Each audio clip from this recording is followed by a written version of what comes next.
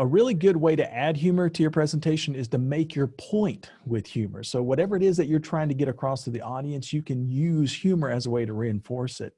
I'll give you kind of a bad example and a good example. One of my first big clients, his name was Ron, he was a manager of a truck dealership in Fort Worth, and Ron was famous, probably infamous is a better word, for starting every one of his meetings with a really corny joke. And when I say corny joke, I'm talking like fourth grade kind of joke. I mean, every week before he and his managers discuss any type of business, he'd start the meeting with a really corny joke, and everyone would both laugh and then somewhat cringe at the same time. And it became a part of the culture within the organization. And by the way, it actually really worked. Folks loved to come to Ron's meetings.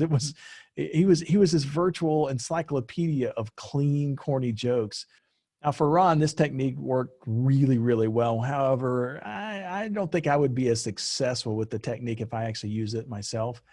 For most speakers, it's better to use funny stories as a way to add showmanship to your point. It helps you make your point better in the presentation that you're designing.